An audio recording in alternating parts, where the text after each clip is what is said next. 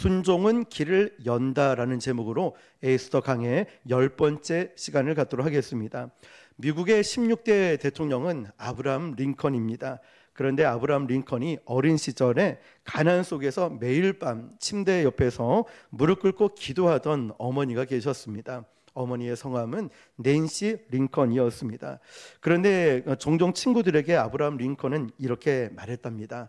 나는 어머니의 기도를 결코 잊지 못한다. 오늘 내가 이 자리에 온 것도 어머니의 기도 때문이다. 낸시 링컨은요, 아들 아브라함 링컨이 어릴 때 세상을 떠나면서도 마지막으로 이렇게 말했답니다. 아들아, 내가 하나님을 경외하는 사람이 되면 하나님은 너를 통해 반드시 큰 일을 이룰 것이다. 수십 년이 흘러서 링컨은요, 노예 해방 선언문을 서명을 하면서 이렇게 고백을 했습니다. 내가 지금까지 버틸 수 있었던 건 어머니의 기도 때문이었다 말이죠. 참 귀하지 않습니까? 어머니의 기도.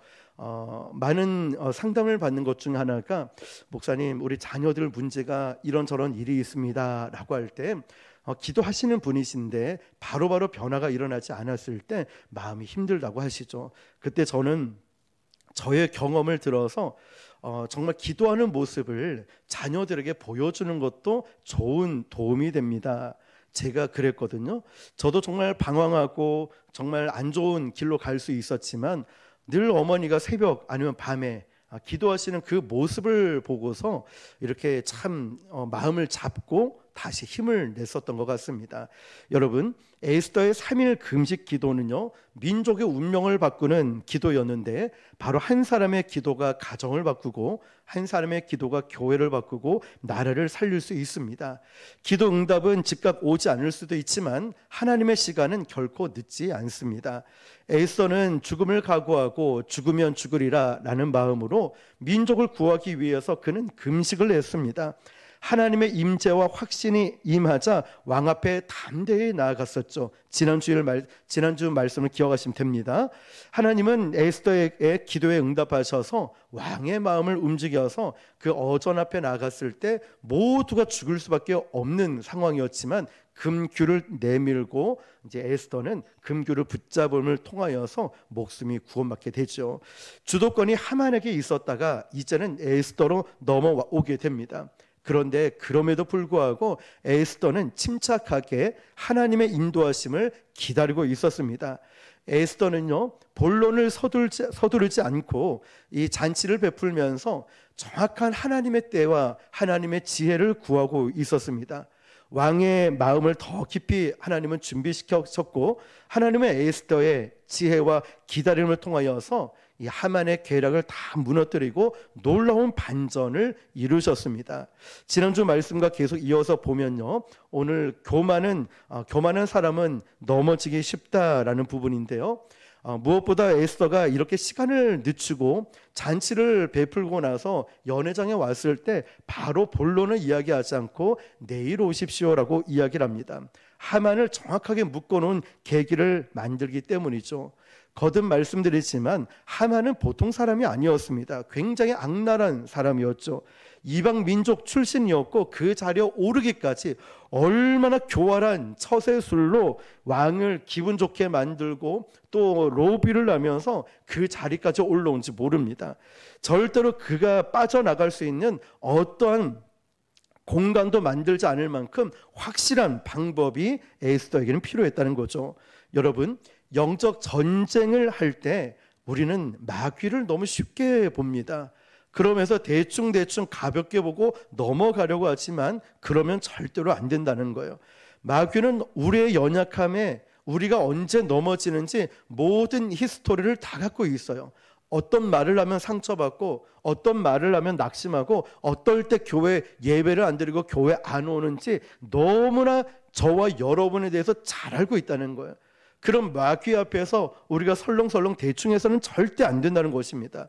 우리가 날마다 하나님의 임재 앞에 엎드려서 성령의 지혜로 무장하지 않는다면 우리 또한 언제 넘어질지 모릅니다. 그러므로 우리 마음을 잘 지켜야 되죠.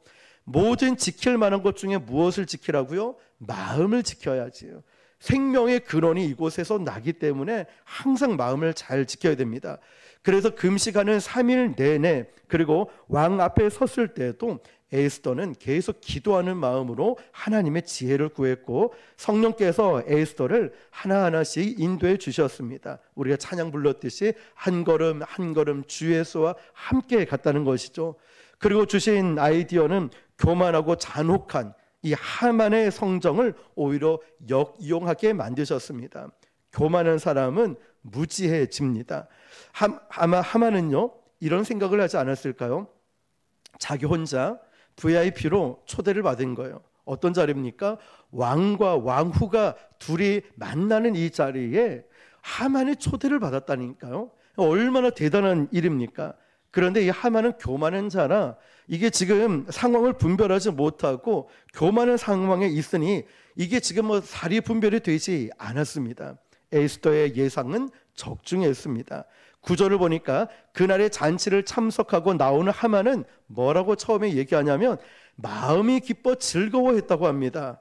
쉽게 표현하면 너무 좋아가지고 눈에 뵈는 게 없는 거예요. 날아갈 것 같은 거예요. 기고만장한 거죠.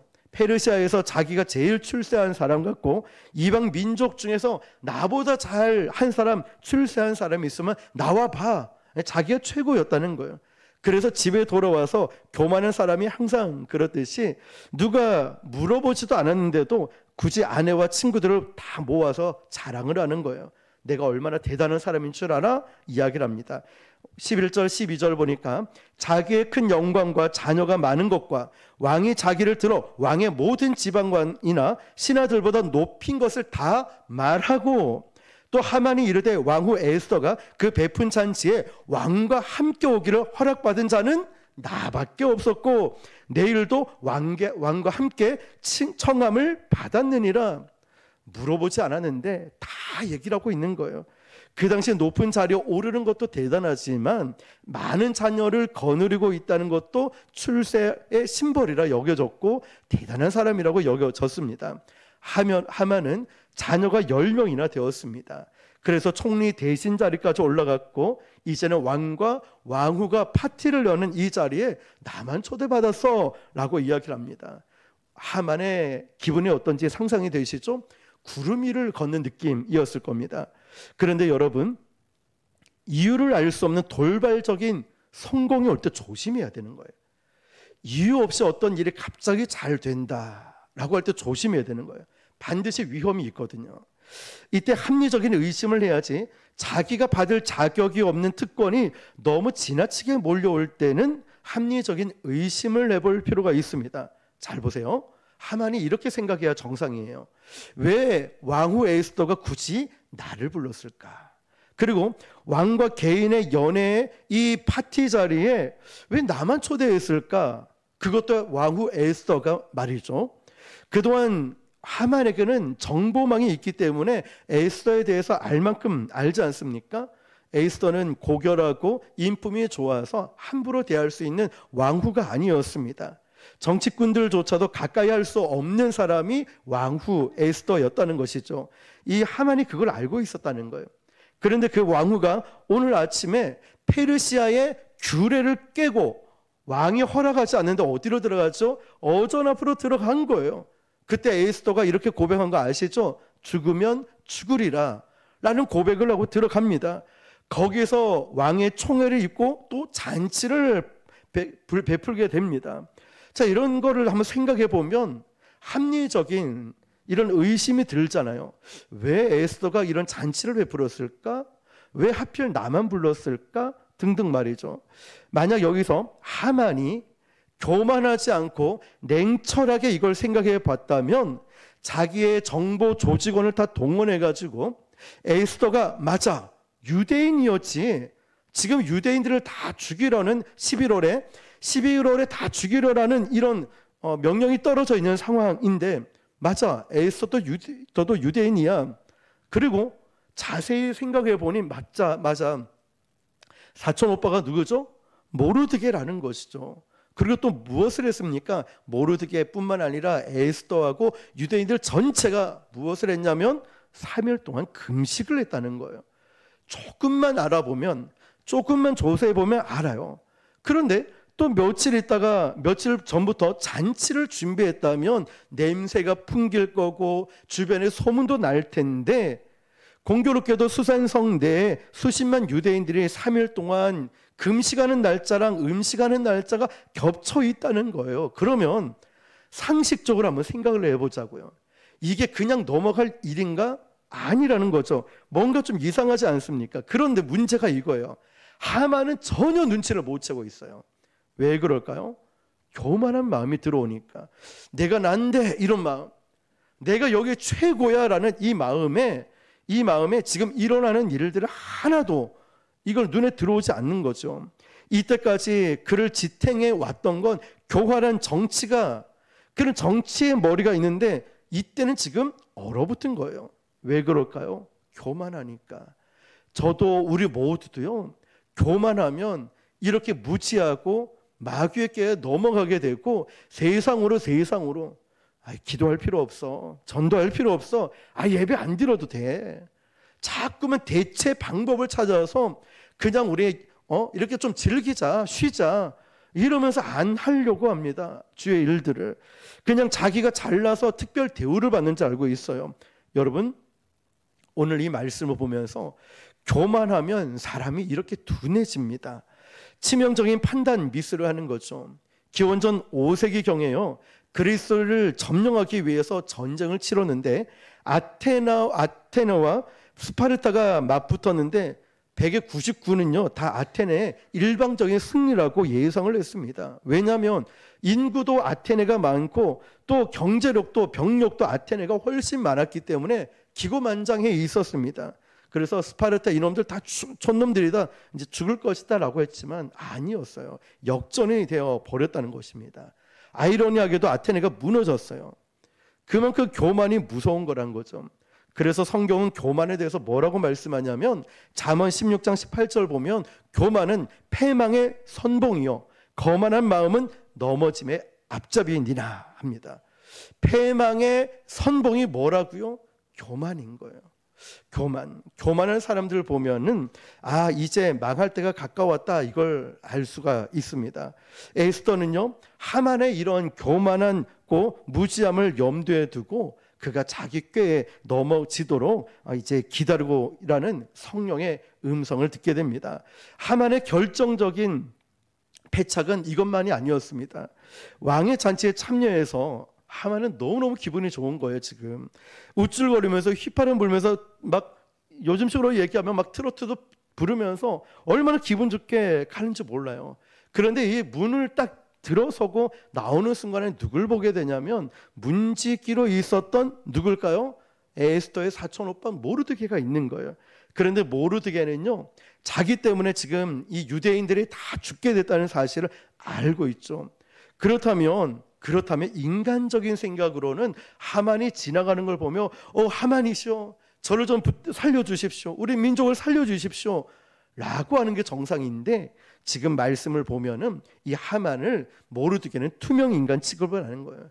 절은 못할지언정 인사라도 해야 되는데 이 모르드게는 하만을 보고 인사조차 하지 않으니 하만의 마음이 불같이 분노가 일어났다는 거예요.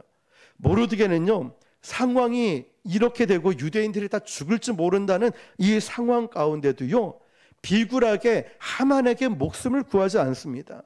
절대 그러지 않았다는 거예요. 이미 에스더 왕비와 함께 전 유대 민족이 3일 동안 민족을 위해서 금식 기도할 때 모르드게 역시도 죽을 각오를 했다는 것입니다. 자기들의 운명은 하나님께 달려있지 저 하만에게 달려있지 않다는 거예요. 우리의 생명, 우리의 앞길도 하나님께 달려있는 것이지 사람에게 달려있는 것이 아니라는 사실입니다. 여러분, 영적 전쟁에서 아무리 마귀에게 좀 물리고 또 어렵고 힘든 상황이 있다 할지라도 마귀와 세상과 타협해서는 안 됩니다. 우리 인생은 오직 하나님께 맡겨야 되는 줄 믿습니다. 하나님, 제 인생은 하나님 것입니다. 저의 건강, 저의 물질, 내 모든 날들 하나님 것입니다 라고 믿음으로 고백해야 된다는 것이죠. 여러분, 하만이 마음이 막 상해가지고 이제 다음 주에 밝혀지겠지만 결국 이 한 사람 자기 때문에 치명적인 일들이 일어났다고 합니다.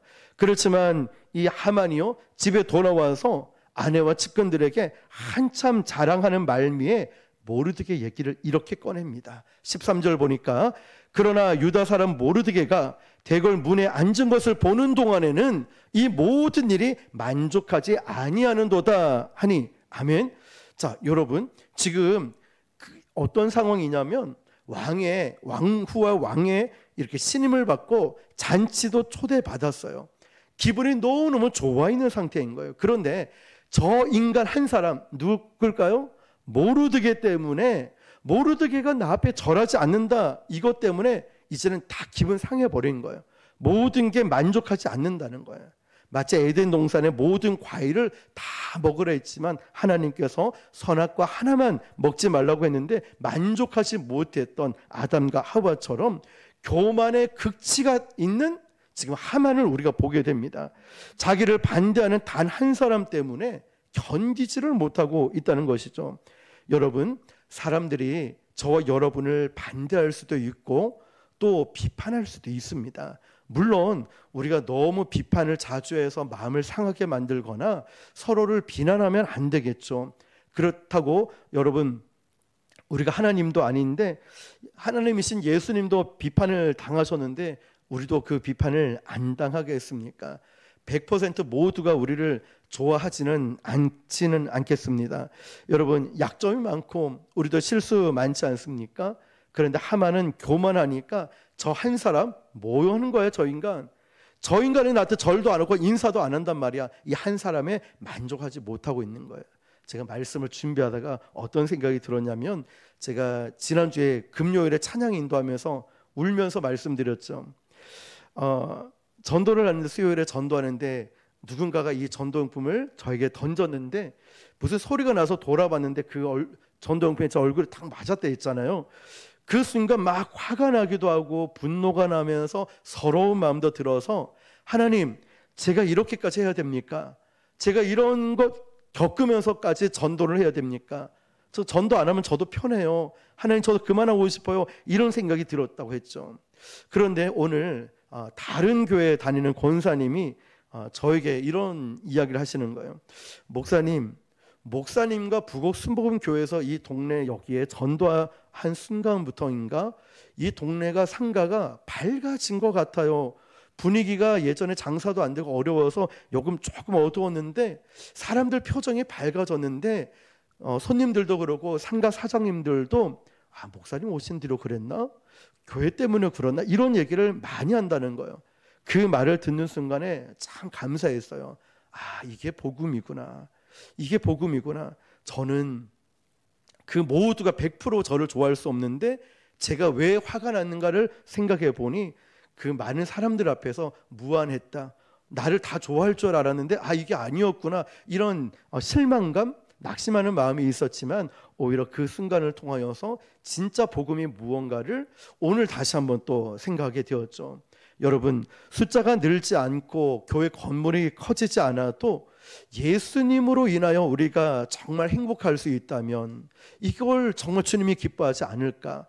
또한 예수님으로 인해 행복하는 나의 모습을 보고 사람들이 물어요. 목사님 왜 이렇게 행복해요? 목사님 왜 이렇게 얼굴이 좋아 보여요? 인상을 쓰다가 그분도 얼굴이 펴집니다. 오늘도 두실력 앞에서 비가 오락가락 하는 거예요. 그런데 아이들이 제가 은행 일을 본다고 늦게 좀 오니까 지하도 밑에서 만난 거예요. 어디 갔었냐고 막 기다리다가 목사님 안 나오신지 알았다고. 어떻게 이런 아이들이 바뀌고 변화될 수 있을까? 그 아이들이 이런 말했죠. 매주 수요일마다 목사님 우리를 기다리고 있잖아요.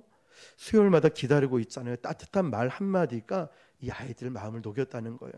이제 다음 주 시험 끝나면 온다고 말은 했는데 이제 한번 두고 봐야 되겠죠. 기도가 필요하겠죠. 여러분, 저는 이게 부흥이고 하나님이 기뻐하신다고 생각합니다. 전도는 단지 숫자를 늘리는 것이 아니라 우리 교회 존재 이유가 복음을 전하는 것이 이유이기 때문이죠. 여러분, 아까 말씀드렸듯이 교만해지면 사람이 둔해집니다. 그런데 쓸데없는 분노의 노예가 되면 사람이 둔해진다는 거예요.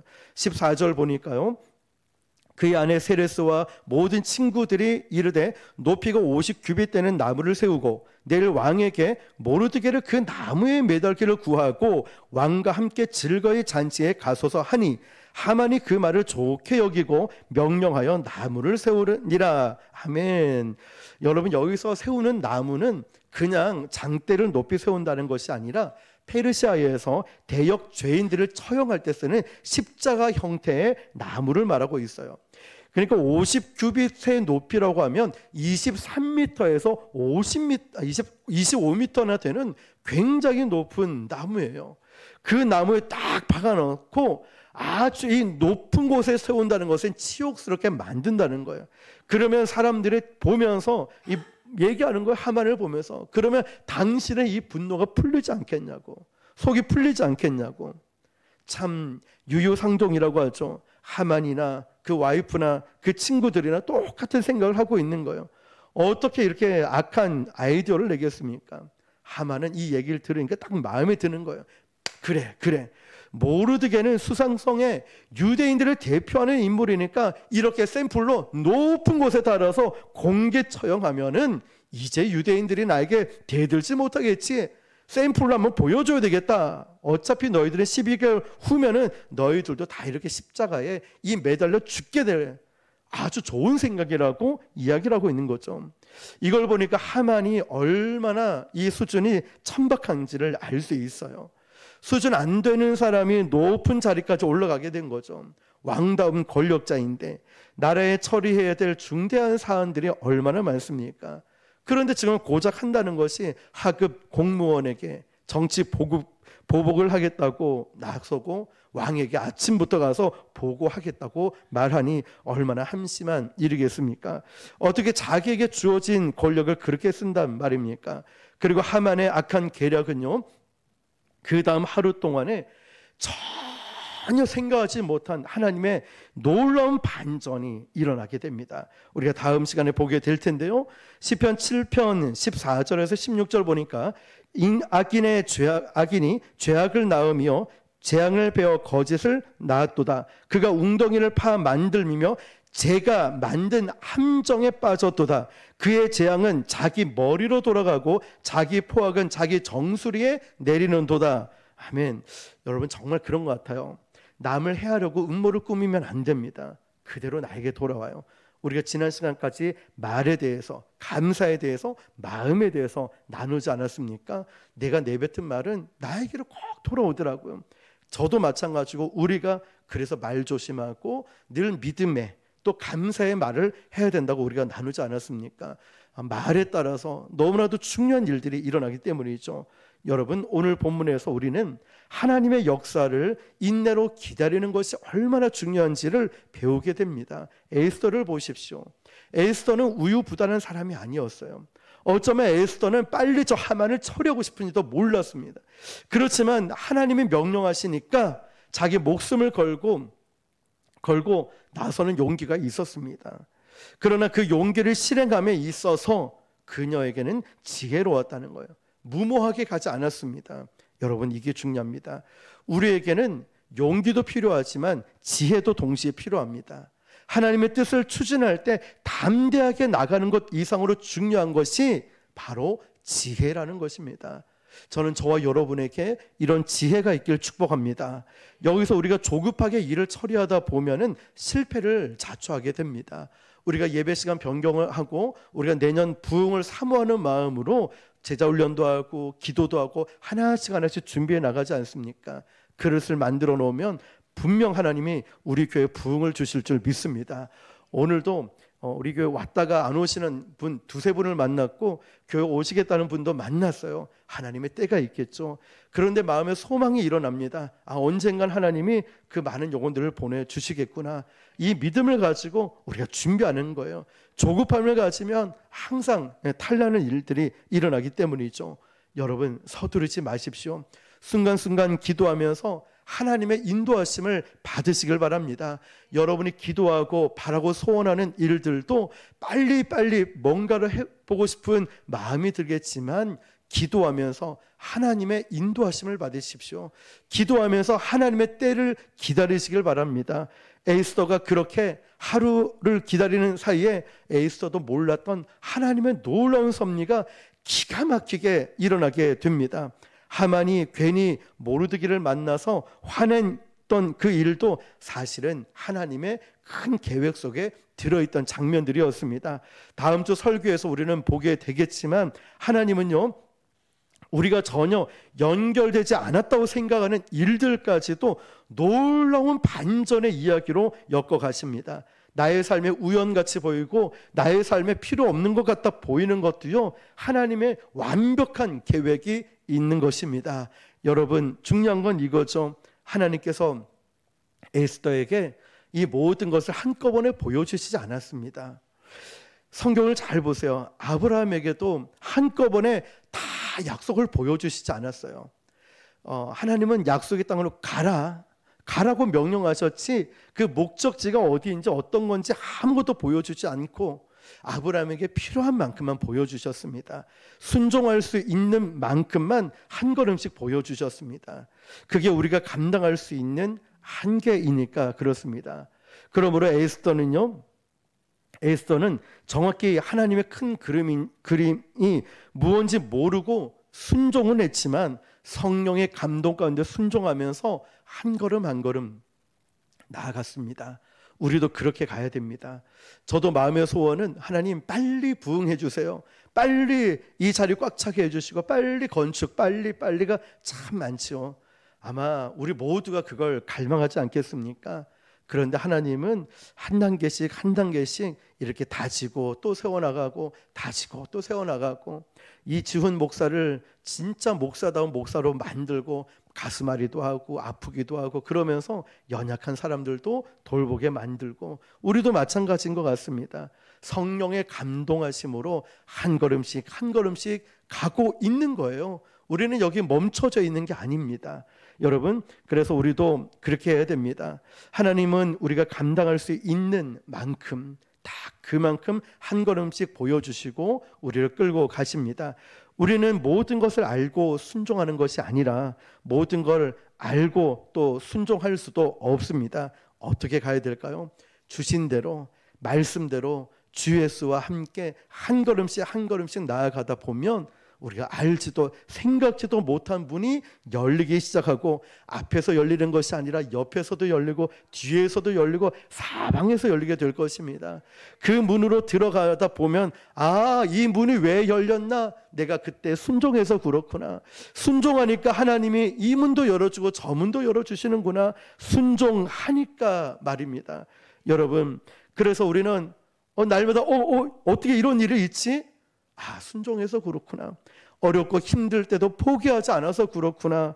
어느 순간 보면 우리가 이 백성들이 약속의 땅 가나안 땅에 도착을 했듯이 우리도 어느 순간 보니 이 자리가 언제 꽉 찼지? 어느 순간 보니 서로 막 성도님들이 우리 교회 건축해야 될 것 같다. 더 큰 데로 이사를 가야 될 것 같다. 어느 순간 보니 순종하며 한 걸음 포기하지 않고 그 자리를 가고 보았더니 바로 저와 여러분이 부곡 순복음 교회의 역사가 되어 있는 거예요. 이 교회의 역사가 되어 있는 거예요.